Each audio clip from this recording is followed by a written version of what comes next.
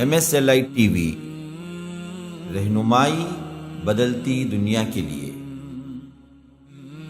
شهر رمضان الذي أنزل فيه القرآن هدى للناس وبينات من الهدى والفرقان وأشهد أن لا إله إلا الله وحده لا شريك له وأشهد أن محمدا عبده وخير الهدي هدي محمد صلى الله عليه وسلم وشر الأمور محدثاتها في النار فأعوذ بالله السميع العليم من الشيطان الرجيم من همزه ونفثه ونفخه لا تجد قوما يؤمنون بالله واليوم الآخر يوادون من حاد الله ورسوله ولو كانوا آباءهم أو أبناءهم أو إخوانهم أو عشيرتهم أولئك كتب في قلوبهم الإيمان وأيدهم بروح منه ويدخلهم جنات تجري من تحتها الأنهار خالدين لساني يفقه قولي۔ اس اللہ کے نام سے ابتدا جس کے ناموں کی کوئی انتہا ہی نہیں۔ وَلَوْ أَنَّ مَا فِي الْأَرْضِ مِنْ شَجَرَةٍ أَقْلَامٌ وَالْبَحْرُ يَمُدُّهُ مِنْ بَعْدِهِ سَبْعَةُ أَبْحُرٍ مَا نَفِدَتْ كَلِمَاتُ اللَّهِ۔ اس ذات اقدس پر کروڑوں درود و سلام ہوں جو تمام جہانوں کے لیے رحمت للعالمین بن کے آئے تھے۔ اللہم صلی علی محمد وعلی آل محمد كما صليت على إبراهيم وعلى آل إبراهيم إنك حميد مجيد وبارك على محمد وعلى آل محمد كما باركت على إبراهيم وعلى آل إبراهيم إنك حميد مجيد۔ برادران اسلام، واجب الاحترام بزرگوں، دوستوں، عزیز ساتھیوں، لائق احترام ماؤں اور بہنوں، اصحاب رسول اللہ صلی اللہ علیہ وسلم کی زندگیوں کا جو سلسلہ آپ لوگوں کے سامنے پیش خدمت ہے، اللہ تبارک و تعالی کا فضل و کرم ہے کہ ہم نے ایک ایک سیرت کے اندر سب سے اہم ترین بات ان کی اطاعت، ان کی محبت، اللہ کے رسول صلی اللہ علیہ وسلم کی بلا کسی رد و قط کے ہر بات کو مان لینا، یہ ہم نے سب سے اہم ترین چیز اصحاب رسول اللہ صلی اللہ علیہ وسلم میں دیکھا ہے۔ گزشتہ جو مضمون آپ کے سامنے آیا، جلیل القدر صحابی حضرت ابو سعید خدری کی وہ زندگی کا اہم پہلو میں نے آپ کے سامنے بیان کیا، جس میں حب رسول، اطاعت رسول، اللہ تبارک و تعالی کی محبت، اپنے آپ کو تمام زندگی ایسے معاملات سے دور رکھنا جو کہ فتنے و فساد کے ہیں۔ حالانکہ زمانہ بہت الگ تبدیل ہوا ان کی زندگی میں، لیکن انہوں نے اللہ کے رسول صلی اللہ علیہ وسلم کی ایک ایک بات کو حرز جاں بنایا، اسی پہ عمل کیا۔ آج میں نے جس سیرت کے لیے جس نام کا انتخاب کیا ہے، وہ نام تو میں بعد میں ذکر کروں گا، جیسا کہ میرا اپنا ایک طریقہ ہے۔ سب سے پہلے جو آیت میں نے تلاوت کی ہے، یہ خود بھی اللہ تبارک و تعالی نے اصحاب رسول اللہ صلی اللہ علیہ وسلم کی تعریف ہی میں نازل کی۔ سورہ مجادلہ کی آیت آخری آیت ہے۔ اللہ تبارک و تعالی فرماتا ہے کہ لا تجد قوما یؤمنون باللہ والیوم الآخر یوادون من حاد اللہ ورسولہ ولو كانوا آباءهم او ابناءهم او اخوانهم او عشیرتهم اولئک كتب في قلوبهم الایمان وأیدهم بروح منه ويدخلهم جنات تجری من تحتها الانہار خالدین فیہا رضی اللہ عنہم ورضوا عنہ اولئک حزب اللہ الا ان حزب اللہ هم المفلحون۔ لا تجد قوما یؤمنون باللہ والیوم الآخر، اللہ تبارک و تعالی اور یوم آخرت پر ایمان رکھنے والی ایک ایسی قوم کو تم نہیں پاؤ گے۔ کیا نہیں پاؤ گے؟ یوادون من حاد اللہ ورسولہ، اللہ اور اس کی مخالفت کے باوجود ان سے محبت کرنے والا نہیں پاؤ گے۔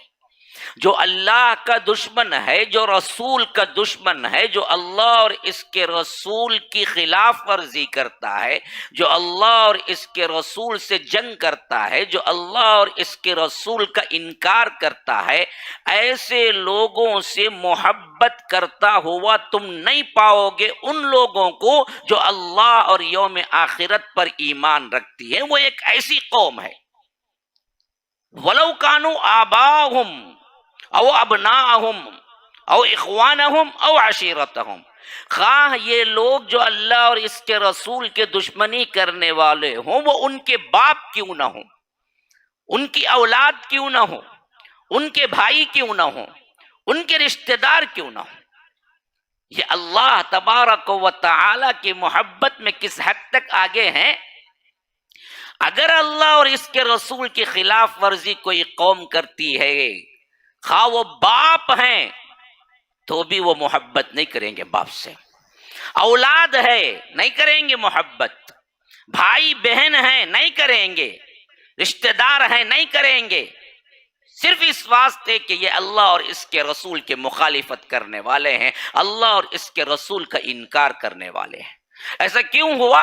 فرمایا کہ اولئک کتب فی قلوبہم الایمان، اللہ تبارک و تعالی نے ان کے دلوں میں ایمان لکھ دیا ہے، جسے لکھنے کا رب العالمین نے مجدہ سنایا ہے، جسے کہہ دیا کہ یہ ایمان سے پر اور مضبوط دل ہیں، ان کے اندر نفاق اور ان کے اندر جھگڑا، ان کے اندر حب دنیا کہاں سے آئے گی میرے بھائی؟ جب یہ آیت اتر رہی تھی کہ ایک ایسی قوم ہے جو اللہ اور اس کے رسول پر ایمان رکھتی ہے، جو ایمان نہیں رکھنے والے یا دشمنان اسلام سے وہ محبت نہیں رکھتی، خواہ وہ ان کے باپ ہوں، ان کے اولاد ہوں، ان کے رشتہ دار ہوں، ان کے بھائی ہوں، تو آخر وہ تم تھے یا ہم تھے؟ وہ کون تھے جن کو اللہ تبارک و تعالی اس آیت میں مدح کر رہا ہے، تعریف کر رہا ہے؟ ہاں، وَلَوْ كَانُوا آبَاءَهُمْ أَوْ أَبْنَاءَهُمْ أَوْ إِخْوَانَهُمْ أَوْ عَشِيرَتَهُمْ۔ کیوں؟ اللہ نے ان کے دلوں میں ایمان لکھ دیا ہے۔ اولئک کتب فی قلوبہم الایمان، صرف اتنا ہی نہیں، وَأَيَّدَهُمْ بِرُوحٍ مِّنْهُ، اور تائید و نصرت کی ہے جبرائیل امین کے ذریعے ان پر۔ یہ صیغہ تو ہمارے لیے سیٹ ہوتا ہی نہیں، اس میں ہم تو آئیں گے ہی نہیں۔ اللہ تعالیٰ کہتا ہے کہ ہم نے ان کے قلوب، ان کے دل میں ایمان لکھ دیا ہے۔ صرف ایمان ہی نہیں لکھا، جبرائیل سے ان کو سپورٹ بھی کی ہے۔ وَيُدْخِلُهُمْ جَنَّاتٍ تَجْرِي مِن تَحْتِهَا الْأَنْهَارُ خَالِدِينَ فِيهَا، اور ان کو داخل کرے گا ایسے باغات میں جن کے نیچے نہریں بہ رہی ہیں، جس میں وہ ہمیشہ رہیں گے۔ رضی اللہ عنہم ورضوا عنہ، اللہ ان سے راضی، وہ اللہ سے راضی۔ اولئک حزب اللہ، آگاہ ہو جاؤ، یا آگاہ ہو جاؤ، یہی اللہ کی پارٹی ہے۔ الا ان حزب اللہ هم المفلحون، اللہ کی پارٹی ہی غالب ہونے والی، اللہ کی پارٹی ہی فلاح پانے والی ہے۔ اس مدح میں تم ہو، ہم ہیں، ہمارے باپ دادا ہیں، کون آئیں گے جی؟ اگر تم اس آیت میں صحابہ کو نکال دو تو پھر فٹ کس پہ بیٹھتی ہے؟ یہ کردار جو اللہ کہتا ہے کہ اللہ اور اس کے رسول کی مخالفت میں جب ان کے رشتہ دار آتے ہیں تو بھی وہ چھوڑ دیتے ہیں، ان کے باپ آتے ہیں تو چھوڑ دیتے ہیں، ان کے بیٹے آتے ہیں تو بھی چھوڑ دیتے ہیں، ان کے بھائی آتے ہیں تو بھی چھوڑ دیتے ہیں، ان کے رشتہ دار آتے ہیں۔ ہر کی ایک ایک مثال ہم کو ملتی ہے تاریخ کے اندر۔ ہاں، حضرت صدیق اکبر اور ان کے بیٹے سے مکالمہ ہوا بہت بات، جب وہ اسلام قبول کر چکے تھے۔ کہا کہ ابا جان، بدر کے موقع پر کئی بار آپ میرے تلوار کے نیچے آ گئے، لیکن میں باپ کے ناطے چھوڑ دیا۔ صدیق اکبر نے کہا کہ تو کفر میں کچا تھا، اگر میرے تلوار کے نیچے ایک مرتبہ بھی تو آتا تو میں قتل کر دیتا، بیٹا نہ دیکھتا بلکہ میں دیکھتا کہ یہ دشمنان اسلام میں سے بس۔ ہاں، وَلَوْ كَانُوا آبَاءَهُمْ أَوْ أَبْنَاءَهُمْ أَوْ إِخْوَانَهُمْ أَوْ عَشِيرَتَهُمْ، اسی طرح بدر کے قیدیوں کے معاملے کے لیے اللہ کے رسول صلی اللہ علیہ وسلم نے پوچھا کہ کیا کیا جائے، کیونکہ پہلے قیدی آئے تھے، اس سے پہلے قیدی نہیں آئے ہوئے تھے۔ صدیق اکبر میں تو ایک اور فیصلہ دیا، لیکن حضرت عمر کا فیصلہ بالکل اس آیت کے مصداق تھا۔ کہا کہ یہ کہ قیدی جس کا رشتہ دار ہم مسلمانوں میں ہے، اللہ کے رسول اس کو تلوار پکڑاؤ اور آپ حکم دے کہ تیرا رشتہ دار جو کفر میں ہے، جو قیدی بن کے آیا ہے، کافر ہے، اس کی گردن اڑا۔ اللہ کے رسول صلی اللہ علیہ وسلم نے حضرت ابو بکر کا فیصلہ مانا، حضرت ابو بکر کے مشورے کو مانا، لیکن اللہ نے تنبیہ کی کہ آپ نے ایسا کیوں کیا، فدیہ لے کے کیوں چھوڑا۔ یہ واقعہ بھی ہے، ہر ناحیے سے کہتا ہے جو رب کہ وَلَوْ كَانُوا آبَاءَهُمْ أَوْ أَبْنَاءَهُمْ أَوْ إِخْوَانَهُمْ أَوْ عَشِيرَتَهُمْ، آپ کو ہر ایک کی مثال ملے گی۔ کتنے صحابہ نے اپنے بھائیوں کے گلے کاٹ دیے، نہیں دیکھا کہ یہ کون ہے، میرے بھائی ہے، نہیں۔ یہی معاملہ غزوہ بدر کا ہے۔ اللہ کے رسول صلی اللہ علیہ وسلم صحابہ کی تعداد کل ملا کے 313 314، اور ادھر مشرکین مکہ 1000 مقابلہ، اور ادھر دیکھتے ہیں کہ کسی کا بھائی کھڑا ہوا ہے لشکر میں، کسی کا باپ کھڑا ہوا ہے، کسی کا رشتہ دار ادھر ہے، کسی کا رشتہ دار ادھر ہے، کوئی مسلمان ادھر آیا ہوا ہے، اسی کا بھائی یا رشتہ دار ادھر ہے، مقابلہ زوروں پر۔ لیکن یہاں پر صرف اور صرف اسلام کی خاطر، اسلام کے لیے جنگ لڑ رہے ہیں، اس کے علاوہ کوئی چیز نہیں ہے۔ اگر وہ کافروں کے ساتھ آیا ہے تو آیا ہے، بس وہ کچھ بھی ہو جائے۔ حتیٰ کہ اللہ کے رسول صلی اللہ علیہ وسلم نے فرمایا کہ زبردستی میرے چچا کو یہ لوگ کھینچ لائے ہیں۔ حضرت عباس بھی ساتھ میں آ گئے ہیں، دیکھو اگر ان کو پاؤ تو قتل نہ کرنا۔ ایک صحابی اٹھے، کہا کہ اللہ کے رسول ہمارے چچا آئیں گے تو ہم قتل کریں گے، آپ کے چچا آئیں گے تو قتل نہیں کریں گے۔ اللہ کے رسول صلی اللہ علیہ وسلم خود کہہ رہے ہیں میرے چچا دل سے نہیں آئے ہیں، زبردستی لائے گئے ہیں۔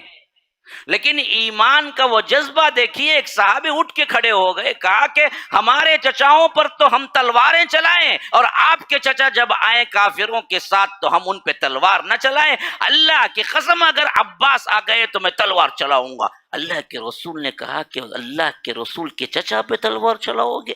اللہ کے رسول کے چچا پہ تلوار چلاؤ گے؟ اللہ کے رسول کے چچا؟ ایسا کہنے پہ حضرت عمر نے کہا کہ اللہ کے رسول حکم دیں اس منافق کی گردن اڑا دو۔ اللہ کے رسول نے کہا کہ نہیں، یہ منافق نہیں ہے، ایمان کا پکا ہے،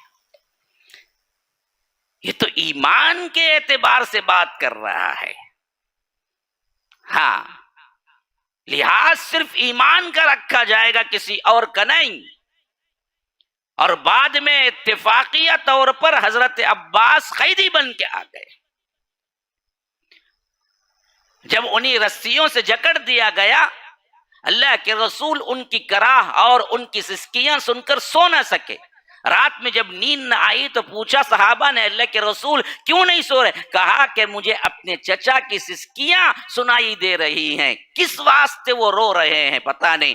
اور لوگوں کو پوچھا تو کہا کہ انہیں اس طرح کس کے باندھا گیا ہے جس کی وجہ سے کیا ہے کہ ان کی سسکیاں نکل رہی ہیں۔ اللہ کے رسول صلی اللہ علیہ وسلم نے کہا کہ اسی وجہ سے، وہی محبت ہے کہ مجھے نیند نہ آئی تو ان کی سسکیوں کی وجہ سے انہیں ڈھیلا کر دیا گیا، رسیاں کچھ ڈھیلی کر دی گئی تو بعد میں سسکیاں سنائی نہیں دی۔ تو عدل و انصاف کے پہاڑ جناب محمد الرسول اللہ صلی اللہ علیہ وسلم نے فرمایا کہ اب سسکیاں کیوں نہیں سنائی دیتی ہیں؟ کہا کہ ہم نے ان کی رسیوں کے جوڑ ڈھیلے کر دیے ہیں۔ کہا کہ دیکھو یہ میرے چچا ہونے کے ناطے نہ کرنا، جاؤ جتنے قیدی آئے ہیں سب کے رسیوں کے جوڑ ڈھیلے کر دو۔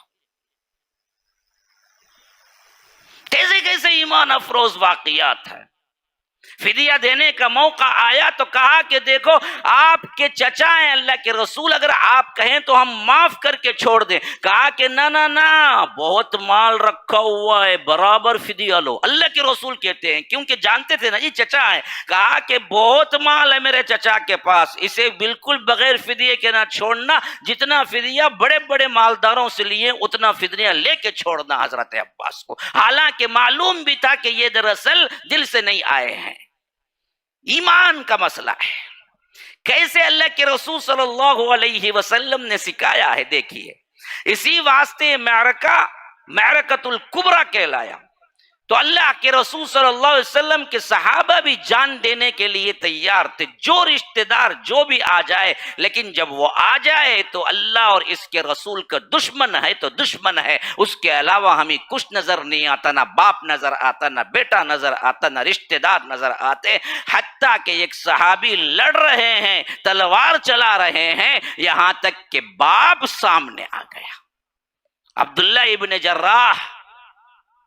انہوں نے کچھ ایک منٹ میں بھی شک اور تردد میں نہیں گزارا، اٹھائی تلوار، لگایا وار اور گردن نکل کے پڑی۔ معرکہ ختم ہوا، اللہ کے رسول صلی اللہ علیہ وسلم تک بات پہنچائی گئی۔ اللہ کے رسول صلی اللہ علیہ وسلم نے اس صحابی کو بلایا، کہا کہ عامر کیا ہے کہ تم نے اپنے ہاتھ سے اپنے باپ کی گردن اڑا دی؟ کہا کہ اللہ کے رسول صلی اللہ علیہ وسلم میرا باپ تو بعد میں، پہلے وہ اللہ اور اس کے رسول کا دشمن تھا، وہ باپ تو بعد میں ہے۔ میں نے یہ نہیں دیکھا کہ وہ میرا باپ ہے، میں صرف یہ دیکھا کہ یہ اللہ اور اس کے رسول کا دشمن ہے، اس واسطے آیا ہوا ہے، اور میں نے باپ کا لحاظ نہیں کیا، وہاں پر صرف اللہ اور اس کے رسول کے دشمن کا لحاظ کیا۔ تو ساتوں آسمانوں پر سے مجادلہ کی 22 نمبر کی یہ آیت اتری اسی شان میں کہ لا تجد قوما یؤمنون باللہ والیوم الآخر یوادون من حاد اللہ یوادون من حاد اللہ ورسولہ ولو کانوا آباءہم او ابناءہم، خواہ وہ ان کے باپ ہوں وہ بھی نہیں دیکھتے۔ یہی وہ عامر بن عبداللہ بن جراح جو آگے جا کر ابو عبیدہ ابن الجراح کے نام سے مشہور ہوئے۔ ان کا اصل نام عامر تھا، باپ کا نام عبداللہ تھا جس کی گردن کو اڑایا، دادا کا نام جراح تھا، لیکن شہرت کی نسبت سے جراح مشہور تھے، تو اس واسطے ان کے لقب ابو عبیدہ ابن الجراح سے مشہور ہوا۔ حالانکہ نام دیکھیے عبداللہ تھا باپ کا، جس کو انہوں نے قتل کیا بدر کے میدان میں، ایک روایت یہی ہے۔ تو آپ سمجھیے مشرکین مکہ عبداللہ کا نام رکھتے تھے بھائی، ہاں عبداللہ اللہ کا بندہ ہے نا جی۔ آج ہماری توحید اس سے گئی گزری ہے کہ ہمارے حالت، ہم کیا کرتے ہیں، اللہ کے ناموں میں سے ساتھ میں ملا کے عبد رکھو، وہ نہیں رکھتے، غلام رسول، عبد النبی، ہاں کیسے کیسے نام رکھتے ہیں دیکھو، یہ تو نبی کا ہے۔ بعض لوگ اور آگے جا کر ولیوں کے بھی بندے بن جاتے ہیں، کتنے نام ایسے ہیں، غریب نواز، انہی کے نام پہ ان کا نام کرتے، عجیب و غریب۔ اللہ کے علاوہ غریب نواز کون بھائی ہے؟ غریب نواز کا مطلب ہے کیا ہے؟ غریبوں کو نوازنے والا۔ کون؟ کالے شاہ والی غریب نواز ہے، موسیٰ شاہ قدری غریب نواز ہے، انہوں بیچارے غریب ہی، ان کو اللہ نوازنا۔ ہم سب غریب ہیں، انتم الفقراء، صاف فقیر ہیں اللہ کے نزدیک، غنی تو اللہ ہے، تو غریب نواز صرف اللہ ہے۔ لیکن خواجہ غریب نواز کہتے ہیں، کون دیے لقب؟ کون بولے یہ بولو؟ صراحتاً شرک سے ٹپکتا ہے، پھر پکے سچے مسلمان۔ ان کا نام عبداللہ ہے، تو ناموں کی اصل نہیں ہے میرے بھائی، توحید کو سمجھا یا نہیں سمجھا ہے، آپ ناموں سے داخل نہیں ہو جائیں گے۔ ہاں تم نے کام کیا ہے کیا؟ توحید کو مانا ہے، سمجھا ہے، عمل کیا ہے۔ تو مشرکین مکہ بھی اللہ کو مانتے تھے، عبداللہ نام بھی ہوتا تھا، اللہم پکارتے بھی تھے، ان کی دعائیں خود قرآن میں منقول ہیں، اللہم ان کان ھذا ھو الحق من عندک فامطر علینا حجارۃ من السماء۔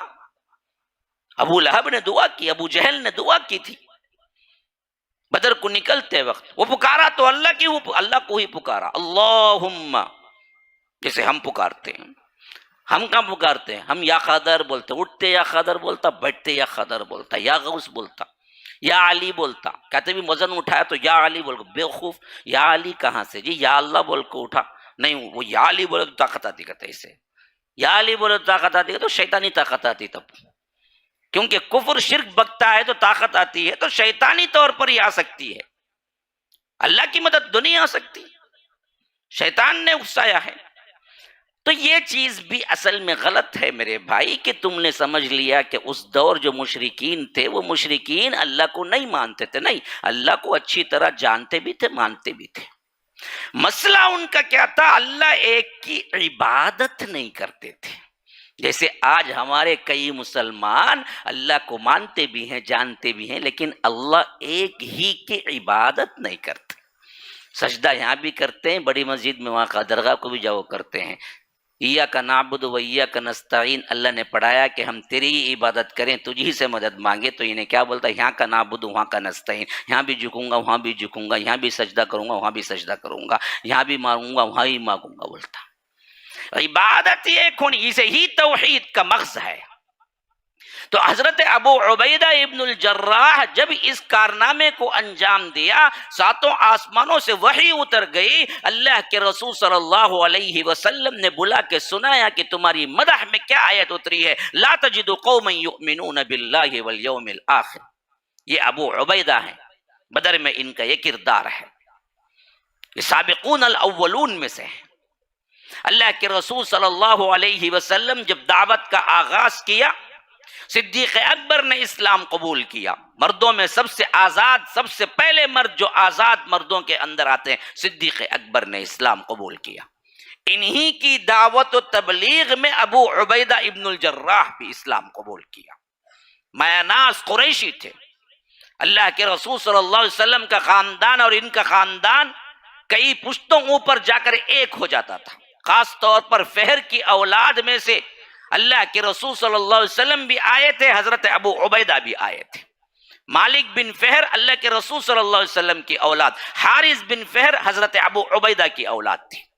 گویا کہ فہر جو نام آیا اللہ کے رسول صلی اللہ علیہ وسلم کی نسب میں کئی مرتبہ سنا چکا ہوں نسب، محمد بن عبداللہ بن عبد المطلب بن ہاشم بن عبد مناف بن قصی بن کلاب بن مرہ بن کعب بن لوی بن غالب بن فہر۔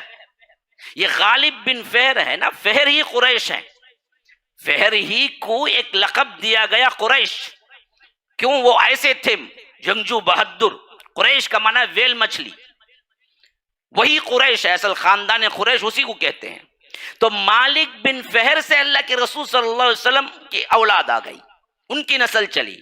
فہر کے ایک اور بیٹے تھے حارث بن فہر سے ابو عبیدہ آئے، دونوں ایک ہی خاندان، اوپر جڑ جاتا تھا۔ ہاں بس چند پشتوں کا، محمد بن عبداللہ بن عبد المطلب بن ہاشم بن عبد مناف بن قصی بن کلاب بن مرہ بن کعب بن لوی بن غالب بن فہر،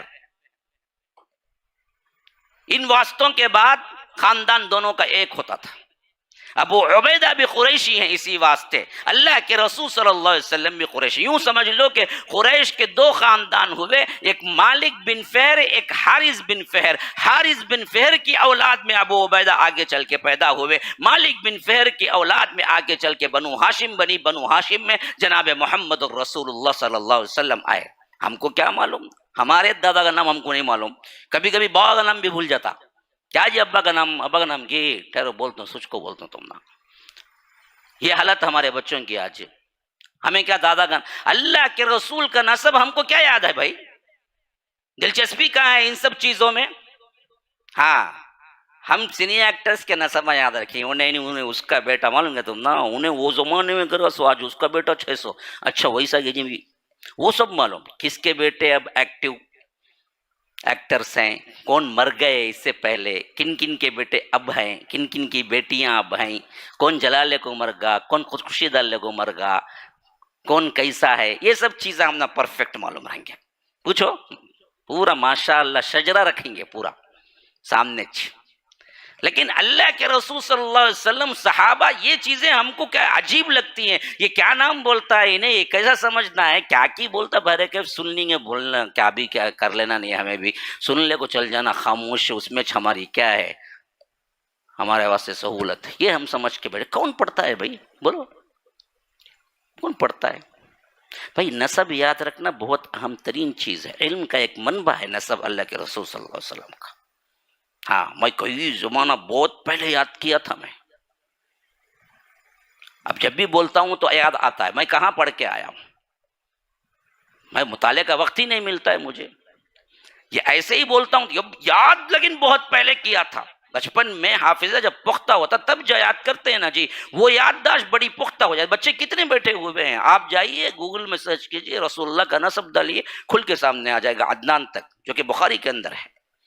اتھینٹک نسب عدنان تک ہے. اللہ کے رسول کی محبت ہو تو ان کا نسب بھی یاد کرو.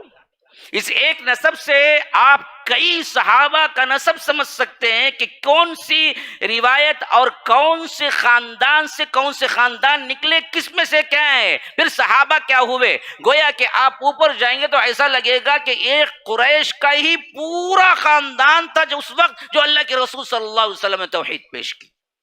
کوئی نہ کوئی رشتہ دار تھا اس میں، ہاں باہر کا کوئی تھا ہی نہیں. وہاں پر جتنے تھے سب شاخیں جا کے اوپر کیا ہے ایک ہی منبع پہ لگتی تھی. گویا کہ قریش پھیل گئی تھی، بہت بڑے قبیلے میں تبدیل ہو گئی تھی. اس حیثیت سے کیا ہے، آپ کئیوں کا نسب جیسے ہی قریشی لگا، آپ کیا ہیں ان کا نسب نکال لے سکتے ہیں کہ یہ فلاں شاخ میں جا کے لگتا ہے. ابو عبیدہ بھی قریشی تھے، اللہ کے رسول صلی اللہ علیہ وسلم کو اچھی طرح جانتے تھے، دیکھا تھا، اور ان کا وہ جوانی کا وقت تھا جب اللہ کے رسول صلی اللہ علیہ وسلم نے دعوت و توحید کی پکار لگائی. جہاں تک ہمیں تاریخ سے ملتا ہے، ہجرت کے وقت اللہ کے رسول صلی اللہ علیہ وسلم کے اس صحابی کی عمر 40 سال تھی. کب؟ جب اللہ کے رسول صلی اللہ علیہ وسلم کی عمر 53 سال تھی، 53. گویا کہ یہ 13 سال چھوٹے تھے. ہجرت کے وقت ان کی عمر 40 سال تھی، اور انہوں نے اسلام قبول کیا یوں سمجھ لو پہلے ہی سال. یا بعض مفسرین محدثین اور تاریخ نگار کہتے ہیں کہ ارقم بن ابی الارقم مخزومی کے مکان میں اللہ کے رسول صلی اللہ علیہ وسلم نے ٹھکانہ بنایا. یہ 3واں سال ہے نبوت کا. اس سے پہلے ابو عبیدہ اسلام لا چکے تھے، یعنی ان صحابہ میں سے تھے جو ارقم بن ابی الارقم مخزومی کے مکان میں جانے سے پہلے، یعنی یوں کہہ لیجئے کہ دار ارقم بننے سے پہلے اسلام قبول کر چکے تھے. تو اگر آپ اندازہ لگائیں کہ 13 سال پیچھے جاؤ اور 40 میں سے 13 نکالو، تو اللہ کے رسول صلی اللہ علیہ وسلم پر ایمان لاتے وقت یہ 27 کے دائرے میں تھے، 25 سے 27 سال کے دائرے میں تھے برابر.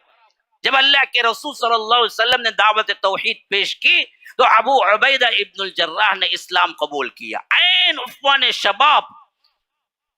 اب ایسے وقت میں جب انہوں نے اسلام قبول کیا اور ان لوگوں نے کیا کیا، اصحاب رسول اللہ صلی اللہ علیہ وسلم کو ایذائیں اور تکلیفیں دینا شروع کی. یہ بھی ہر طرح کی تکلیف سہنے کے لیے تیار تھے، یہاں تک کہ اللہ کے رسول 5 رجب نبوت کا 5واں سال رجب کے مہینے میں کہا کہ یہ بازو جو حبشہ ہے ایتھوپیا، یہاں چلے جاؤ تو وہاں کا بادشاہ عادل ہے، شاید کہ تم یہاں کے ظلم و ستم سے بچ سکو. تو اس میں ہجرت کرنے والے ابو عبیدہ ہیں. لیکن وہ بعد میں آ گئے واپس. آنے کے وجوہات وہی ہے جو میں تاریخ میں اور خاص طور پر سیرت النبی میں بیان کر چکا ہوں. 7 نبوت سے پہلے یہ واقعہ ہوا جس میں اللہ کے رسول صلی اللہ علیہ وسلم پر سورہ نجم اتری. عین وہیں حرم میں جہاں مشرکین مکہ بھی بیٹھے ہوئے تھے، اور ایسا سما تھا کہ جیسے ہی اتری، یہ پہلا سجدے کی آیت اتری تھی سورہ نجم میں، یہ مکی صورت ہے، اور اللہ کے رسول نے جیسے اتری ویسے ہی پڑھنا شروع کیا، وَالنَّجْمِ إِذَا هَوَى مَا ضَلَّ صَاحِبُكُمْ وَمَا غَوَى وَمَا يَنطِقُ عَنِ الْهَوَى إِنْ هُوَ إِلَّا وَحْيٌ يُوحَى عَلَّمَهُ۔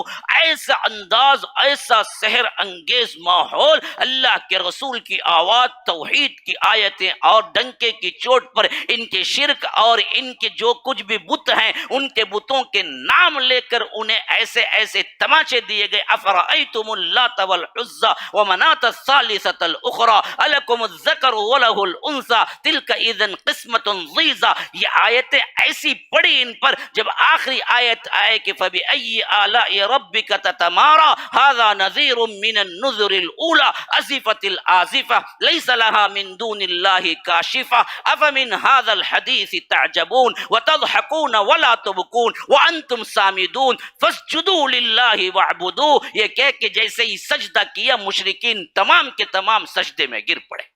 انہیں احساس ہی نہیں تھا کہ جس باطل کو سمجھ کر یہ لوگ ایڑی چوٹی کا زور لگا رہے ہیں ختم کرنے کے لیے، اسی کے سحر میں آئے اور اس حق کو مان کر سجدہ بھی کر لیا۔ یہ اڑتی اڑتی خبر حبشہ پہنچی تو یہ پہنچی کہ بہت سے مشرکین اسلام قبول کر لیے۔ یہ چیز ابو عبیدہ کو واپس لائی کہ جب ہمارے ہی اپنے ملک میں مسلمان ہو گئے اور کفار کا ظلم و ستم نہیں ہے تو ہم وہاں کیوں رہیں؟ لیکن آنے کے بعد معلوم ہوا کہ خبر غلط تھی، وہ ایک واقعہ تھا بس، لیکن اس واقعے کے بعد بدبختوں نے اور زیادہ ظلم و ستم شروع کر دیا، لیکن ابو عبیدہ ابن الجراح کو واپس جانا گوارا نہ ہوا۔ یہاں پر جب آ گئے اور اللہ کے رسول صلی اللہ علیہ وسلم مدینہ ہجرت کیے تو تب کہا کہ مدینہ چلے جاؤ، تو ابو عبیدہ پھر دوسری ہجرت کی، کیونکہ دو ہجرتیں کرنے والے صحابہ کا مقام الگ ہے۔ ابو عبیدہ ابن الجراح اسی کے اندر آتے ہیں۔ حبشہ کی بھی ہجرت کی، پھر مدینے کی بھی ہجرت کی۔ مدینہ پہنچے، اللہ کے رسول صلی اللہ علیہ وسلم نے ان کا جو بھائی چارہ کیا ابو طلحہ سے کیا۔ یہ بھی بہت بڑے پائے کے صحابی ہیں، انصاری صحابی ہیں، ان سے بھائی چارہ کیا۔ جب اللہ کے رسول صلی اللہ علیہ وسلم نے مدینے میں، اس کے بعد بدر کا وہ واقعہ جو میں نے آپ کو پیش کر دیا، احد میں بھی شامل رہے وہ واقعہ جو میں نے کل پیش کر دیا۔ اللہ کے رسول صلی اللہ علیہ وسلم کو خود کی کڑیاں چبھ گئی تو حضرت ابو عبیدہ ان کو نکالنے کے لیے آگے بڑھے اور اپنے 2 دانت شہید کر دیے اس کو نکالنے میں۔ یہ واقعہ میں نے کل پیش کیا تھا، یاد ہے نہیں ہے؟ تو اس حیثیت سے بدر میں یہ کارنامہ تھا، احد میں یہ کارنامہ تھا، خندق میں بھی شامل رہے، حدیبیہ میں تو اس حد تک خواص میں شامل رہے 6 ہجری میں کہ شہادت کے طور پر سائننگ اتھارٹی جن صحابہ کو دی گئی، جو صلح نامہ لکھا گیا، اس میں ابو عبیدہ ابن الجراح بھی ایک ہے۔ جیسے ابو بکر اور عمر خاص تھے، اس حیثیت سے کیا ہے ابو عبیدہ بھی خاص ہیں۔ پھر آگے چلیے، اللہ کے رسول صلی اللہ علیہ وسلم خیبر کے بعد خصوصیت کے ساتھ ایک معرکے میں انہیں بھیجا، جو معرکہ یا غزوہ ذات السلاسل کے نام سے ہے۔ یہاں پر سب سے پہلے عمرو بن عاص کو امیر بنا کے بھیجا، لیکن جب جا کے دیکھے کہ یہ جو مقابلہ ہونے والا ہے وہ مقابلہ بہت بڑے لوگوں سے، یعنی تعداد میں بہت زیادہ ہیں، تو اللہ کے رسول صلی اللہ علیہ وسلم کو انہوں نے پیغام بھیجا کہ اللہ کے رسول مزید فوج بھیجیے۔ حضرت ابو عبیدہ کی سرگردگی میں، جن میں حضرت ابو بکر ہیں، جن میں حضرت عمر ہیں، جس میں بڑے بڑے صحابہ ہیں، ان سب پر ابو عبیدہ کی سرگردگی میں بھیجا۔ حضرت ابو عبیدہ عمرو بن عاص سے ملے تو کچھ ان کے درمیان باتیں ہوئی۔ ماشاء اللہ صحابہ کس طرح دل کے پاک تھے دیکھیے۔ حضرت عمرو بن عاص نے پوچھا کہ اللہ کے رسول نے مجھے امیر بنا کے بھیجا ہے اور آپ اب آئے ہیں، اب یہ دونوں گروہ کا متفقہ امیر کون ہوگا؟ حضرت ابو بکر، حضرت عمر، ان سب کو خیال تھا کہ ابو عبیدہ صحیح ہے اور کہہ رہے تھے کہ ابو عبیدہ آپ ہیں، لیکن عمرو بن عاص نے کہا کہ نہیں، اللہ کے رسول نے پہلا امیر مجھے بنا کے بھیجا ہے، اس حیثیت سے میں ہی کل جماعت کا امیر ہوں گا۔ تو حضرت ابو عبیدہ نے کہا کہ بالکل صحیح بات، میں آپ کی سرگردگی میں رہوں گا۔ کیسے محبت کرنے والے ہیں، کیسے ایک دوسرے پہ نثار ہونے والے ہیں، کیسے ایک دوسرے کا اکرام کرنے والے صحابہ ہیں. ان کو تم نے سمجھا کہ یہ دشمنی میں لڑے. عقل جاتی رہی، پاگل پن ہے. جو چیزیں ہوئی ہیں، جو لڑائیاں ہوئی ہیں، وہ ہماری طرح کے نفس نفسی کا معاملہ نہیں تھا، وہ کچھ اور ہی تھا. ایمان کی وہی حالت میں رہ کے تم دیکھو گے تو بات تمہارے لیے بھی سمجھ آئے گی کہ جو صحابہ آگے چل کر تلوار ایک دوسرے کے خلاف اٹھائے، وہ ذاتی طور پر کوئی کینہ، کوئی حسد کا معاملہ تھا ہی نہیں. اگر ہوتا تو ہمارے لحاظ سے سینکڑوں واقعات مل جانا چاہیے تھا، لیکن ہر واقعہ الٹا قرآن خود ان کی دلی رحم دلی آپس کے تعلق میں مداح ہے. مداح کتنی آیتیں ہیں. فرمایا محمد الرسول اللہ والذین معہ اشداء علی الکفار رحماء بینہم. یہ ایک دوسرے کے اندر آپس میں بڑے رحیم ہیں. اللہ کہتا ہے یہ آپس میں رحم دل ہیں، اور تم بدبخت کہتے ہو کہ انہوں نے ایک دوسرے کے ساتھ جنگ کی. کتنا بڑا معاملہ ہے. ابو عبیدہ سابقون الاولون میں ہیں اور اس کے ساتھ قریشی ہیں. صحابہ ابو بکر عمر ساتھ میں ہیں. عمر بن عاص بعد میں اسلام قبول کرنے والے ہیں، بلکہ بعد میں بھی کتنا بعد جی، اسلام قبول کیے 1 سال نہیں ہوا ان کا، کیونکہ وہ 7 کے قریب اسلام قبول کیے. ابھی اسلام قبول کیے. عمر بن عاص کو اللہ تبارک و تعالی نے جو کچھ بھی ذہانت و فطانت اور جرأت دی تھی، اس کے پیش نظر اللہ کے رسول صلی اللہ علیہ وسلم نے ایک غزوے کا امیر بنا کے بھیجا. یہ آ کے 1 سال نہیں، وہ آئے تھے 1 نبوت 2 نبوت میں، اور قریشی ہیں. اب آ کے یہاں پر عمرو بن عاص کہتے ہیں کہ اللہ کے رسول نے مجھے بنایا، میں ہی امیر، میں ہی نماز پڑھاؤں، کیونکہ وہاں امیر جو ہوتا وہی نماز بھی پڑھاتا، امام بھی وہی تھا. یہ تو بعد میں امام 2 ٹکے کے بن گئے.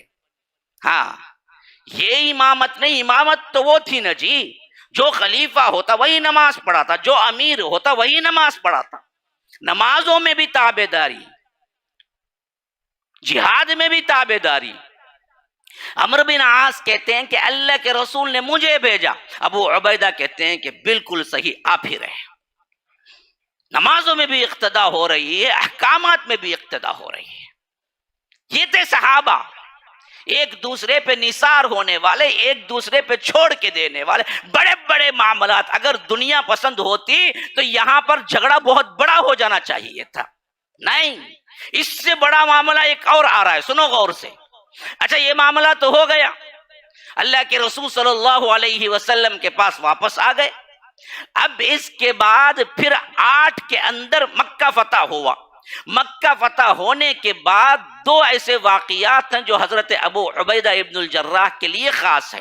ایک مرتبہ تو یہ ہوا کہ خود اللہ کے رسول صلی اللہ علیہ وسلم نے حضرت ابو عبیدہ ابن الجراح ہی کی سرگردگی میں ایک سریے کے لیے بھیجا. وہاں وہ گئے، تقریباً جماعت باقاعدہ بہترین تھی.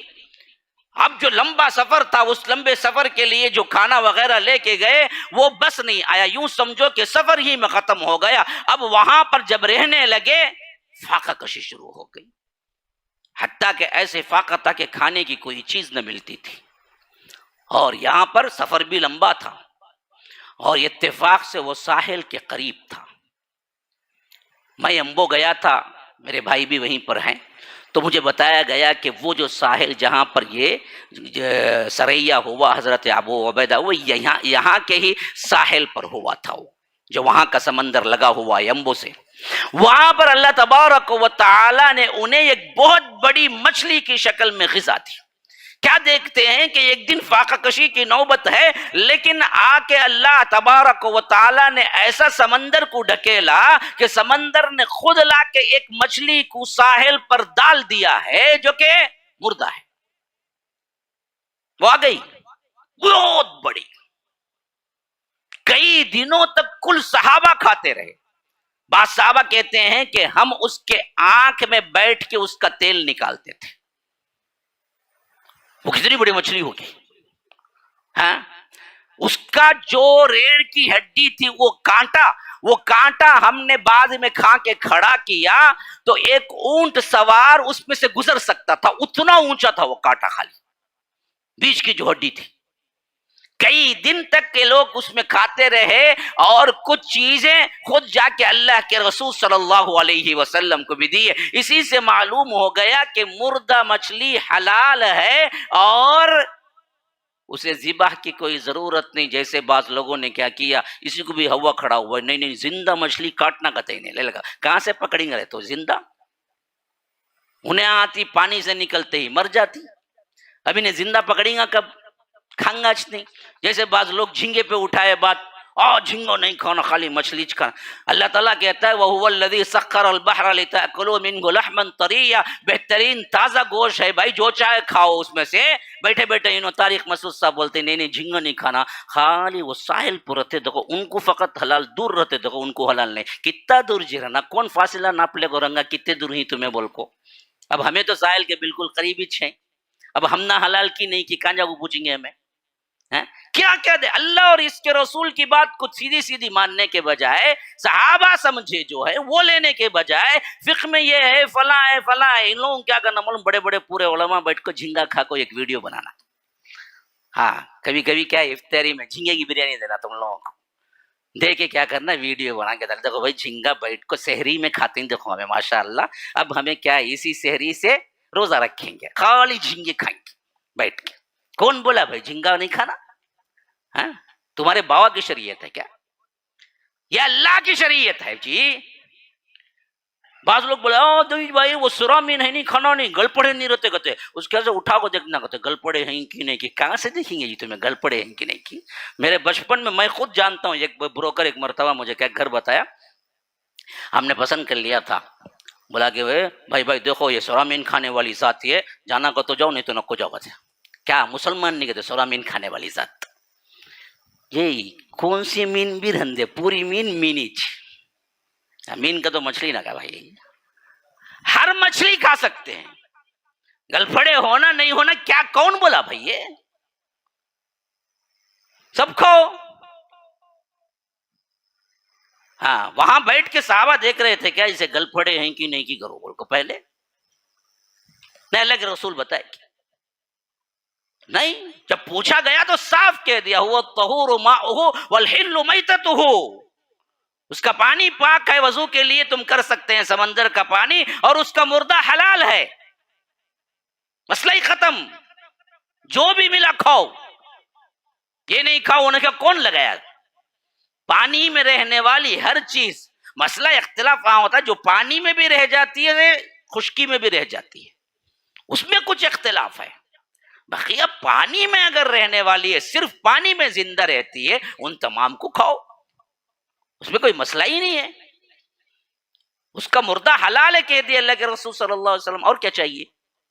تو حضرت ابو عبیدہ پر اللہ تبارک و تعالی نے یہ انعام کیا، اس طرح یہ واپس پلٹے اور اللہ تبارک و تعالی نے کامیابی بھی عطا کی۔ اسی طرح 9 ہجری میں نجران سے ایک وفد آیا، خاص طور پر عیسائی وفد، ان میں کچھ لوگ مسلمان جو ہوئے تو انہوں نے کہا کہ اللہ کے رسول ایک معلم کو بھیجیے آپ، تاکہ وہ دین کی سمجھ جو ہے ہم کو بھی سکھائے پڑھائے۔ اللہ کے رسول صلی اللہ علیہ وسلم، اتفاق اس وقت مجلس بیٹھی ہوئی تھی، اللہ کے رسول صلی اللہ علیہ وسلم ابو عبیدہ کی طرف اشارہ کیا کہ اٹھو ابو عبیدہ۔ جب وہ اٹھ گئے تو اہل نجران کی طرف رخ کر کے فرمایا کہ دیکھو یہ میرے امت کے امین ہیں، میں تم کو جو بھیج رہا ہوں، امین هذه الامہ۔ اللہ اکبر اللہ اکبر، کیا بڑا لقب ہے، صدیق اکبر حضرت عمر کو بھی یہ لقب نہ ملا، اس لقب میں یہ منفرد ہے، صرف فرمایا کہ میں امت کے امین کو تمہارے لیے بھیج رہا ہوں، پوری امت کے میرے امین ہیں یہ ابو عبیدہ، ان کو لے جاؤ ساتھ میں۔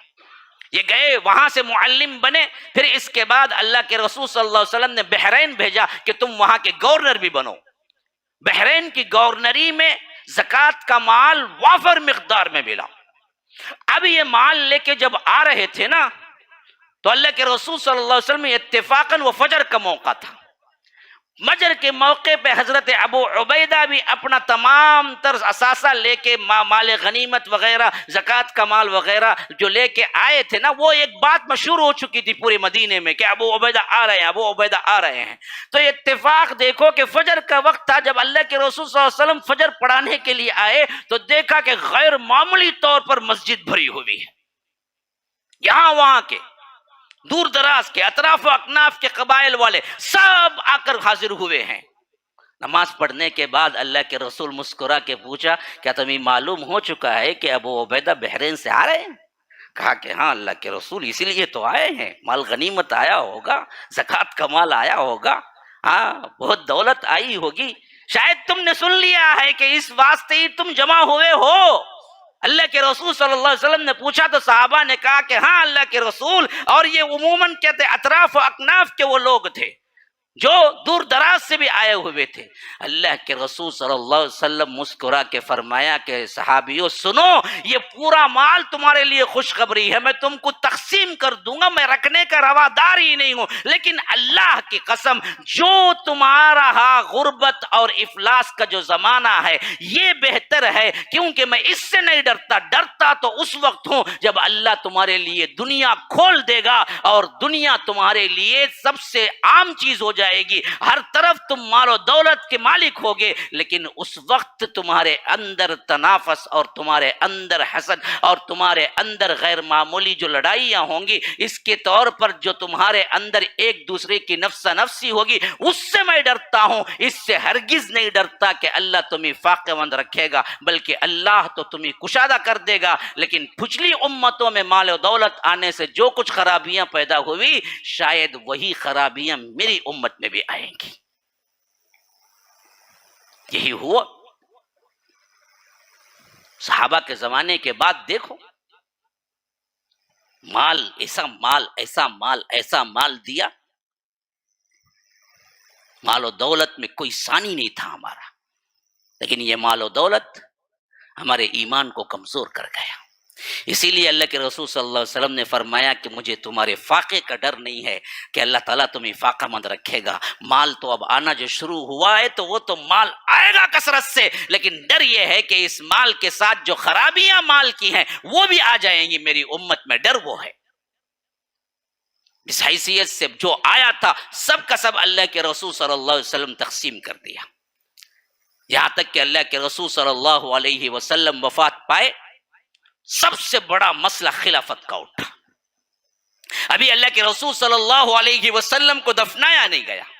سقیفہ بنی سعادہ ایک بہت بڑا کیا ایک چبوترے کا نام ہے، وہاں پر سب لوگ جمع ہو گئے اور ہر ایک چاہتا تھا کہ یہ بنے وہ بنے، ایسا ہو ویسا ہو۔ ایسے حالت میں ادھر صدیق اکبر اللہ کے رسول صلی اللہ علیہ وسلم کے پاس، حضرت فاروق اللہ کے رسول صلی اللہ علیہ وسلم کے پاس، لیکن اطلاع ملی کہ کچھ صحابہ مسجد نبوی کے اسی سقیفہ بنی سعادہ میں جمع ہو کر خلافت کی باتیں کر رہے ہیں، کہیں کوئی غلطی نہ ہو جائے۔ صدیق اکبر کو ساتھ میں لیے حضرت عمر، دونوں یہ لوگ اندر پہنچے تو دیکھا کہ ہر طرف ایک سناٹا ہے، تو اللہ کے رسول صلی اللہ علیہ وسلم کے یہ 4-5 صحابہ جن میں نام نامی اسم گرامی صدیق اکبر ہیں، حضرت عمر ہیں، حضرت ابو عبیدہ ہیں، یاد رکھو یہ 3-4 صحابہ تھے جن میں سب متفق ہو کے آ رہے تھے، ان میں سے کوئی ایک منتخب کر لو۔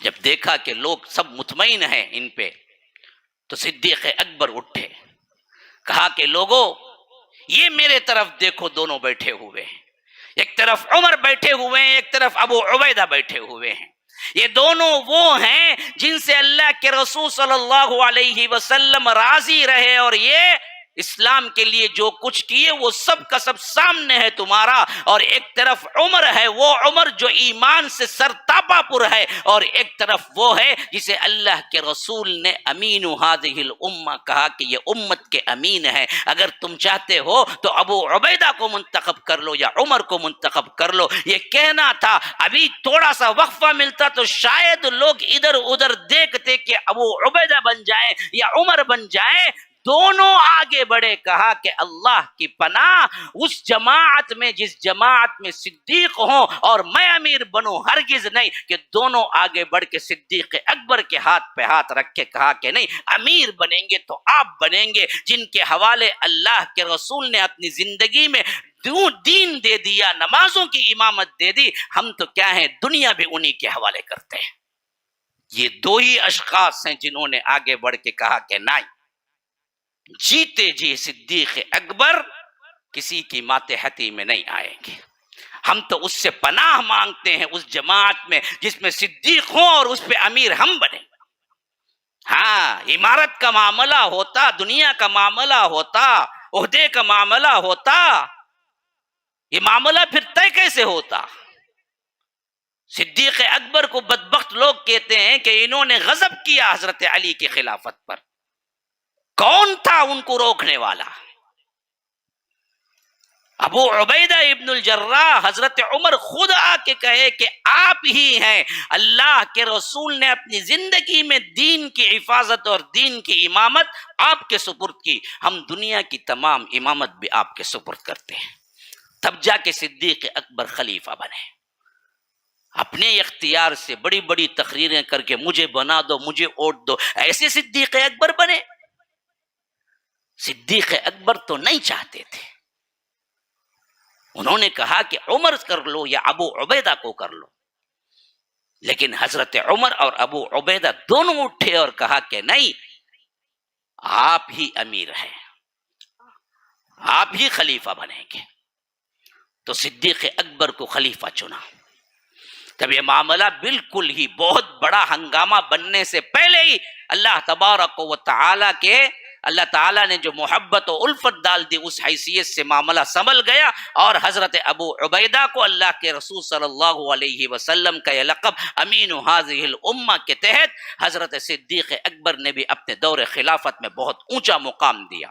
جب خاص طور پر غزوات کا سلسلہ آیا، دونوں طرفہ غزوات ایک ساتھ شروع ہوئے صدیق اکبر کی خلافت میں، ایک طرف ایران اور اس کی حکومت کے کارندے تھے، ایک طرف روم اور اس کی حکومت کے کارندے تھے، اور اس طرف بھی جنگ چھڑی، اس طرف بھی جنگ چھڑی، لیکن سب سے جلدی جہاں پر پہنچے وہ رومی جنگوں اور رومی علاقوں میں پہنچے، اور اس وقت عمرا اور سپہ سالار اور جنگی سرداروں میں حضرت ابو عبیدہ ابن الجراح بھی ایک اہم ترین مقام پر تھے۔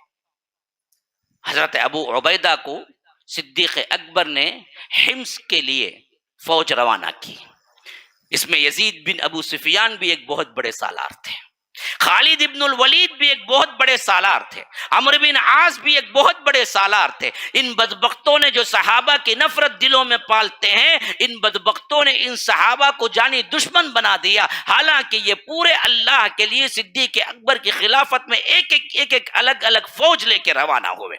عمرو بن عاص ایک طرف، یزید بن ابی سفیان کون ہے؟ معاویہ بن ابی سفیان کے بھائی ہیں۔ ہاں، انہوں نے تو ایسا لڑا ایسا لڑا ایسا لڑا، شہادت پائی۔ جس ابو سفیان کو تم سمجھتے ہو کہ انہوں نے صرف ڈر سے اسلام قبول کیا، انہوں نے تو اپنے تبوک میں اپنی آنکھ ضائع کر دی، اپنے آنکھ اللہ کی راہ میں دے دی، اور آگے چل کر بیٹوں میں یزید بن ابو سفیان، انہوں نے تو کیا ہے، شہادت میں جان دے دی۔ ان پر انگلی اٹھاتے ہو، نہ تاریخ پڑھتے ہیں نہ کہ محبت ہے، انہیں پتا ہے کہ انہوں نے اسلام کے لیے کیا قربانیاں دی۔ ابو عبیدہ ابن الجراح بھی شام کی طرف چلے، حمص کی طرف چلے، اور اللہ کے فضل و کرم سے جہاں جاتے وہاں فتوحات کا ایک انبار۔ خالد ابن الولید تو جس لشکر میں گئے اس لشکر کو اللہ تبارک و تعالی نے فتح دے دی، حتیٰ کہ خود صحابہ کے بڑے بڑے جماعتوں میں یہ مشہور ہو گیا کہ اللہ کے رسول نے انہیں سیف اللہ کا لقب دیا ہے۔ اللہ کی تلوار، تو اللہ کی تلوار جب کہیں بھی جائے گی تو اللہ فتح کر کے ہی رکھے گا۔ خالد ابن الولید کا بھی ایک طرف سب سے بہترین جہاد چل رہا تھا، ملک پر ملک، بستیوں پر بستیاں فتح ہوتی جا رہی تھی، اور ادھر دمشق کا معاملہ آ گیا، جسے ڈماسکس کہتے ہیں، شام، دمشق میں آ کر جب محاصرہ ہوا تو اس وقت خالد ابن الولید، ابو عبیدہ ابن الجراح، یوں سمجھیو کہ دونوں ایک دوسرے کے معاون رہے۔ جنگ شروع ہو گئی، جنگ شروع ہوتے ہوئے زبردست جنگ ہو رہی تھی۔ یوں سمجھیے کہ دو دروازے تھے پورے قلعے کے، کیونکہ وہ زمانے میں شہر جو آباد ہوتے تھے اس کے سراؤنڈنگ میں دیوار ہوتی تھی، فصیل ہوتی تھی، اور جو فصیل ہوتی تھی وہ بہت بڑی ہوتی تھی، اور اس میں ایک دروازہ نہیں، دو دو، تین تین، 12 12، 13 13، 14 14 ایسے کئی ہوتے تھے۔ آپ جائیے، صرف میں نے چنئی وغیرہ میں، تمل ناڈو وغیرہ میں نہیں دیکھا ہے، آپ ذرا کیا ہے ساؤتھ میں دوسری جگہوں پہ جائیے، آپ کو کئی قلعے ملیں گے، کئی قلعے ملیں گے جو آج بھی موجود ہیں دروازوں کے ساتھ۔ دروازے سے ہی وہ اندر داخل ہو سکتا ہے بستی کے اندر، اس دروازے کے علاوہ کوئی اور دروازہ نہیں۔ ہاں، دروازے گنتی کے زائد بھی ہوں گے، 1 ہوں گے، 2 ہوں گے، 3 ہوں گے۔ ابھی قریب میں کہاں گیا تھا، ہمارا مہاراشٹر میں ناگپور گیا تھا، وہاں بھی وہی سے بالکل وہی قلعہ ہے، ویسے ہی انداز میں قلعے۔ دراصل کیا ہے، اب دراصل شہر آباد ہو گئے تو قلعے کا تصور چلا گیا، ورنہ تو کیا ہے آبادی قلعے کے اندر ہی ہوا کرتی تھی، اور لمبی فصیل ہوتی تھی، دیوار، اور اتنی اونچی کہ کوئی اسے پھلانگ نہ سکے، اور ان دیواروں کے درمیان لوگ آنے جانے کے لیے بڑے بڑے دروازے ہوتے تھے۔ تو دروازے جو تھے وہ ایک دروازے تھے، تو دیکھا کہ خالد ابن الولید جب یہ لوگ جنگ کر رہے ہیں اور برابر کی ٹکر کی جنگ چل رہی ہے، تو خالد ابن الولید جوش ایمانی میں آئے، کہا کہ لوگوں مجھے کسی طرح اونچا کر کے دروازے کے اندر ڈالو، تنہا میں اپنے کیا ہے لشکر سے لڑوں گا اور کسی طرح دروازہ کھولوں گا۔ لوگوں نے کہا کہ ایسا کیسا کر سکتے ہیں ہم اپنے افسر کو؟ کہا کہ میری بات مانو، اگر تم مجھے افسر سمجھتے ہو تو میری بات مانو، دروازے کے اندر مجھے پھینکو۔ جب انہوں نے یہ آرڈر دے دیا تو پھر سپاہیوں کو کوئی اور چارہ کار نہ تھا، انہوں نے کیا کیا کہ دروازے کے اندر پھینکا۔ دمشق کے جیسے ہی بڑے دروازے کے اندر یہ نیچے اترے، دروازہ کھول دیا۔ جو جنگ کے لیے کھڑے ہوئی لشکر تھی وہ پوری لشکر اندر آ گئے، اور پورا لشکر جب اندر آ گیا تو پھر تو کیا ہے شہری لوگ اور جو کچھ سپاہی تھے بالکل پریشان ہو گئے، اور یہ دراصل فتح کرتے ہوئے چلے۔ اب جب دیکھ لیے وہاں کے جو بڑے لوگ تھے، خاص طور پر سربراہ لوگ تھے، انہوں نے دیکھ لیا کہ خالد ابن الولید فاتح کی حیثیت سے دمشق میں داخل ہو گئے ہیں، تو انہوں نے کیا کیا کہ کوئی دوسری ریمیڈی، کوئی کچھ تو کیا جائے۔ تو ایک دوسرے دروازے کی طرف حضرت ابو عبیدہ بھی کھڑے ہوئے تھے، ان کو پتہ ہی نہیں تھا کہ خالد ابن الولید اس دروازے سے فاتح ہو کے اندر آ گئے ہیں۔ انہوں نے کیا کیا، مکاری کے ساتھ لیٹر لکھا کہ ہم صلح کے خواہش مند ہیں، آپ صلح کرا دیں۔ حضرت ابو عبیدہ کے پاس چٹھی پہنچی صلح کی۔ حضرت ابو عبیدہ نے سمجھا کہ اچھی بات ہے، جنگ سے کیا ہے چھٹکارا، کہ یہ لوگ خود سے صلح مانگتے ہیں، تو انہوں نے کہا کہ چلو دروازہ کھولو، ہم صلح کے لیے تیار ہیں۔ صلح کی جو شرائط تھی وہ بات چیت ہوئی، دروازہ کھول دیا گیا اور یہ لوگ اندر آ گئے۔ اب ایک دروازے سے خالد ابن الولید لڑتے ہوئے، فاتح کی حیثیت سے قربانیاں دیتے ہوئے، اپنے آپ کو تنہا لشکر کے سپرد کرتے ہوئے، اور ایک طرف صلح نامے کی حیثیت سے حضرت ابو عبیدہ جب اندر داخل ہو گئے تو یہ لوگ مکاری جو وہ بتائے، کہا کہ کسی طرح خالد سے ہمیں بچائیے، وہ فاتح کی حیثیت سے اندر آ رہے ہیں۔ اور دونوں جب چلتے چلتے آئے، عین بازار میں ایک دوسرے کو حیران ہو کے دیکھ رہے ہیں۔ خالد ابن الولید کہتے ہیں آپ یہاں کہاں؟ حضرت ابو عبیدہ کہتے ہیں میں تو صالح جو صلح ہوئی اس کے طرف سے آیا ہوں، اور وہ کہتے ہیں کہ میں کیسے صلح کو مان سکتا ہوں، میں اپنی جان خود یہاں پر سپرد کر کے اللہ کے لیے فوجیوں کو لے کر فاتح بن کے اندر داخل ہوا ہوں، اور آپ کہتے ہیں کہ صلح کر دو۔ کہا کہ نہیں، میں لکھ چکا ہوں کہ میں صلح دوں گا۔ خالد ابن الولید کہتے ہیں کہ یہ امت کے امین ہے، یہ جو کہتے ہیں کرو۔ یہ تو صحابہ تھے جی، رحماء بینہم کی پوری تصویر تھے، کتنی قربانیاں دے کے یہ دمشق کے اندر آئے تھے۔ فاتح ہونے کی حیثیت سے جو کچھ تھا، جو کچھ جیسے بھی ہو، یہ قوم مفتوح ہوگی اور جو آرڈر ہوگا وہ آرڈر چلے گا، لیکن صلح ہونے کی حیثیت سے ان پر کوئی تلوار نہیں اٹھا سکتا، ان کی چیزیں نہیں لے سکتا۔ وہ مال غنیمت سب ہونے والا تھا پورا دمشق۔ ادھر حضرت ابو عبیدہ کہتے ہیں کہ نہیں، یہ لوگ صلح کر لیے، اور خالد ابن الولید کہتے ہیں کہ آپ نے جو کہا صحیح۔ ایک انسان، ایک مسلمان کا جو کچھ وعدہ رہا اس وعدے کے لیے میں تمام اپنی جتنی جد و جہد میں چھوڑتا ہوں۔ حضرت ابو عبیدہ خوش ہو گئے، کہا کہ چلو دمشق والو تمہارے لیے صلح نامہ ہی صحیح ہے، اب صلح کی حیثیت سے جو چیزیں میں نے لکھ کے دی ہیں بس وہ ہوگا، جنگ نہیں ہوگی۔ اب خالد نے بھی مان لیا، اس طرح دمشق فتح ہو گیا۔ دمشق کے بعد رومیوں کا سب سے اہم ترین جنگ کا میدان بنا جنگ یرموک۔ یہ دمشق سے ہی تقریباً کچھ کلومیٹر کے فاصلے پہ ایک جگہ تھی جہاں پر تمام لوگوں نے شرکت کی، جتنے چھوٹے چھوٹے لشکر تھے وہ تمام، اور یہ وہ زمانہ تھا جب صدیق اکبر کی وفات ہو چکی تھی۔ کیونکہ ان کی زندگی تھوڑا طویل ہے تو ہمارے علی بھائی اٹھ گئے ہیں، بیٹھ جائیے، ابھی 2-3 منٹ ہی باقی ہیں بس۔ جنگ یرموک کا پورا میں آپ کو فاصلہ خلاصہ نہیں بول سکتا، لیکن یہ جنگ ایسی جنگ ہے جو رومیوں کے دروازے جتنے بھی تھے ممالک ان کے دروازے کھول دینے والی تھی۔ ادھر تمام صحابہ جتنے بڑے سپہ سالار تھے سب جمع ہو گئے، اور ان سب کے بڑے امیر ابو عبیدہ بنے۔ دور خلافت حضرت عمر کا تھا، صدیق اکبر وفات پا چکے تھے، اور یہ اعلان عام ہو گیا تھا کہ جو کوئی جہاں کہیں بھی لڑ رہے ہیں سب یرموک کے میدان میں جمع ہو جائے۔ اب مسئلہ یہ ہوا، سب سے اہم ترین بیوٹی کا جو مسئلہ ہے وہ فقط بیان کر دیتا ہوں۔ مسئلہ یہ ہوا کہ جو لوگ سلطنت اسلامیہ میں رہنا چاہتے ہیں مسلمان ہوئے بغیر، اب سنو، یہ بالکل غلط ہے کہ اسلام کیا ہے تلوار سے پھیلا۔ غیر مسلم ممالک میں رہنا چاہے تو رہ سکتا ہے بغیر اسلام قبول کیے، زبردستی کسی کو مسلمان نہیں بنایا گیا۔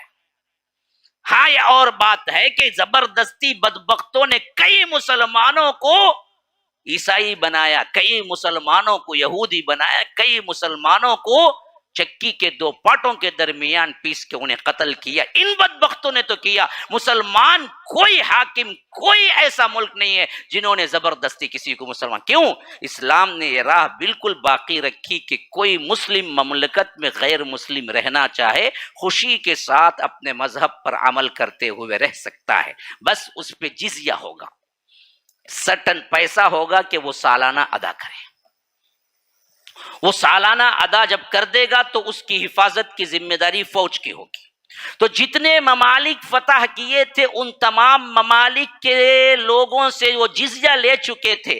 ابو عبیدہ، عمرو بن عاص اور خالد ابن الولید، شرحبیل بن حسنہ، یہ سب جمع ہو کے بیٹھے کہ جب ہم تمام ملک سے نکل کر دمشق میں یرموک میں جمع ہو جائیں گے تو وہاں ان کی نگرانی کون کرے گا جن سے ہم نے جزیہ لیا ہے؟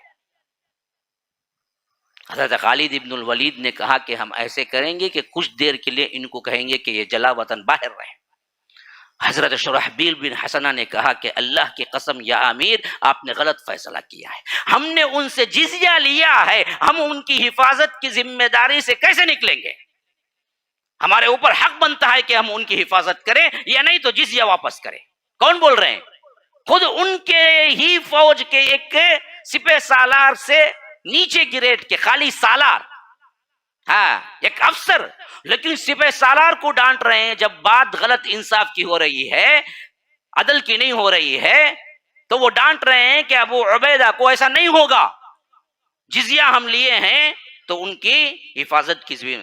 حضرت ابو عبیدہ کہتے ہیں کہ اللہ کی قسم آپ نے میری غلطی کو درست کر دیا، بالکل صحیح بات ہے۔ کریں گے کیا؟ اب یہ کریں گے کہ جتنا پیسہ ان سے لیے ہیں 1 سال ہم حفاظت کرنے کا جزیہ، وہ تمام پیسہ ان کو لوٹائیں گے اور ہم نکلیں گے۔ تب جا کے کئی لاکھوں کے درہم ہوتے تھے۔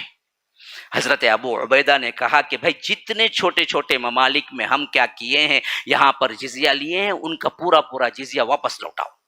لوٹا کے کہو کہ دیکھو ہم کو جنگ کی ضرورت ہے کہ ہم جا کے وہاں جمع ہو رہے ہیں، اس واسطے یرموک جا رہے ہیں، جب تک ہم واپس نہیں آتے تب تک کے لیے جزیہ تمہیں مبارک ہو، اگر اللہ ہم کو فاتح کر کے واپس لوٹائے گا تو پھر ہم تب لیں گے۔ تب یہ پیسہ عطا کر کے نکلے تو یہود و نصارہ دعائیں کرتے تھے کہ اے اللہ ان کو واپس بھیج، ان جیسے عادل ہم اپنی قوم میں بھی نہیں پائے۔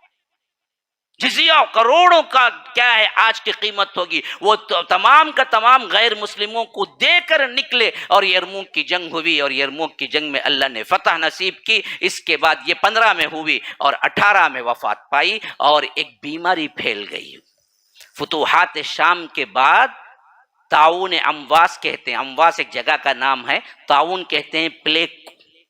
یہ پلیگ کی بیماری پھیلنا شروع ہو گئی لشکر اسلام میں، حتیٰ کہ بہت بڑا طبقہ اسی میں کیا ہے، اسی بیماری میں وفات پا گیا۔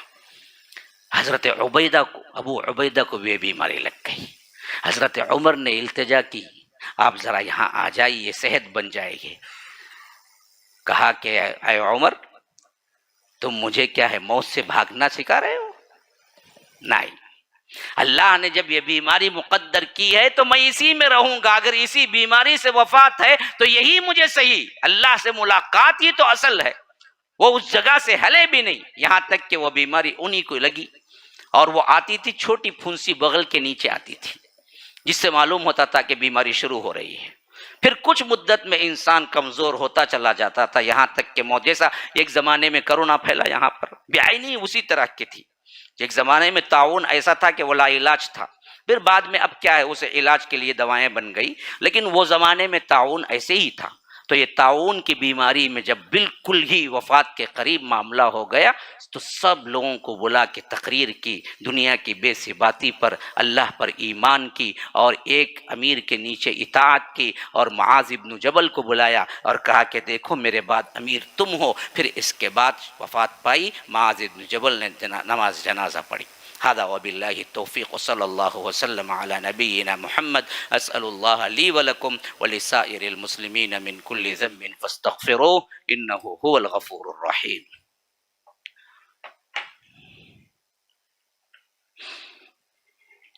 ڈے 6 کے 154 اور ونرز 143۔ ماشاء اللہ، لو جی اٹھاؤ، تمہیں روز آتے نا جی؟ کہاں سے آتے تمہیں روز؟ علی بھائی بیچتے سکے، لو بچوں کو بدلاؤ بھائی، گئے بار بچیوں کو ہی موقع دیا، ویسے بچیوں کو ہی موقع دو۔ امیمہ نعیم احمد، کیا ہے بھائی؟ سہارنپور کی، سہارنپور، ماشاء اللہ۔ ہاں تم لو، چاکلیٹ کے واسطے آتے نہیں، اٹھانے آتے تمہیں؟ اٹھانے کے، ماشاء اللہ، لو دو چاکلیٹ نہ بعد میلا کو دیتا ہوں، اب لے چل جاؤ ایک کچھ طرح۔ ہاں نازیہ خان حیدرآباد، کچھ تو کرتے ہیں بھائی تمہیں۔ ہاں اٹھاؤ، وعلیکم السلام، اٹھاؤ بیٹے تمہیں، لاؤ یہ لاؤ، بارک اللہ فیک۔ شبانہ فاروقی، کیا ممرہ، ممبئی۔ سبحانک اللہم و بحمدک، اشہد ان لا الہ الا انت، استغفرک و اتوب الیک۔ ہاں بھائی ایک اہم اعلان، ارے کیا جی پہلے لا بھائی، دیکھیے بہت دور سے یہاں پر چندے کے سلسلے میں آئے ہوئے ہیں مرکز الاسلامی للتعلیم والتربیہ۔ یہ دراصل کہاں ہے؟ جام تاڑا، جھارکھنڈ کا ایک دینی اور تربیتی اقامتی ادارہ ہے، اور اس میں تقریباً 540 طلباء و طالبات درجہ ابتدائیہ سے لے کر عربی چہرم تک اور حفظ اور تجوید اور دیگر علوم سے مستفید ہو رہے ہیں۔ تو آپ لوگ جو ہو سکتا ہے، کہاں پر ہیں شیخ؟ وہ نیچے ہیں بھائی، آپ اس کے لیے دیکھو، آپ کا مال دور دراز دنیا کے ہر کونے میں جائے، وہاں کے لوگوں کو فائدہ پہنچائے، یہ ایک بہت بڑی اللہ کی نعمت ہے۔ جام تاڑا جھارکھنڈ سے آئے ہیں شیخ، اور ہمارے جو حسان صاحب ہیں ان کے بھی استاد ہیں کیا شیخ آپ کے؟ جان پہچان کے ہیں، ہاں تو تصدیق ان کی بھی آپ کر سکتے ہیں۔ ہمارے جو شیخ ہیں حسان مدنی صاحب، ان کے ہی جان پہچان میں ہے، بالکل اتھینٹک ہے معاملہ۔ آپ جتنا ہو سکتا ہے اپنے ہاتھ سے وہاں پر دے کر جائیں، خواتین بھی کچھ دینا چاہتی ہیں تو ذمہ داروں کو دیں، وہ پہنچا دیں گے۔ سبحانک اللہم و بحمدک، اشہد ان لا الہ الا انت، استغفرک و اتوب الیک۔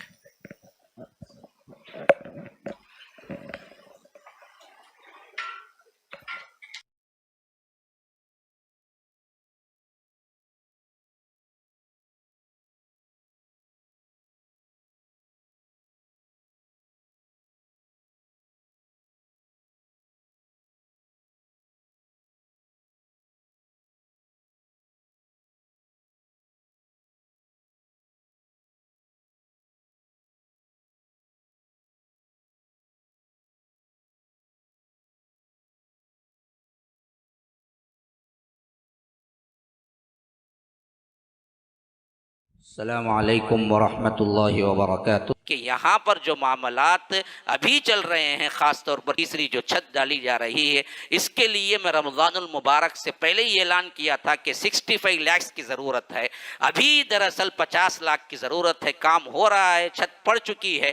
میں نے سوچا کہ اگر اس کو آسانی سے تقسیم کر لیا جائے، کوئی بڑا اماؤنٹ ہی نہیں بنتا، 1000 لوگ 5000 روپیے دیں گے، 50 لاکھ بن جائیں گے۔ تو میری گزارش یہ ہے آپ لوگوں سے کہ 5000 روپیے کے لیے کون تیار ہیں؟ وہ لوگ اس رمضان المبارک کے بہت بہترین موقع پر اپنے آپ کو آگے لے آئیں، ریسیپشن میں جائیں، 5000 روپیے عطا کریں۔ نمبرات کے اعتبار سے اعلان کے بعد اب تک 2 حضرات دے چکے ہیں، لیکن یہ بہت ہی کم تعداد ہے کہ 1000 میں صرف 2 افراد آگے آئے ہیں جنہوں نے 5,000 ادا کیے ہیں۔ اب آپ لوگوں میں جو لوگ چاہتے ہیں وہ لوگ آگے آئیں، بڑی رقم نہیں ہے، 5000 روپیے سے ہم کو سپورٹ کریں۔ 1000 آدمی جمع ہو جائیں گے تو الحمدللہ ہمارا تمام تر خرچہ اور الحمدللہ جو ہاسٹل بن رہی ہے اس کا خرچہ مکمل ہو جائے گا۔ اللہ تبارک و تعالی دینے والوں کو اور دے، نہ دینے والوں کو اللہ تبارک و تعالی دینے کی توفیق عطا کرے۔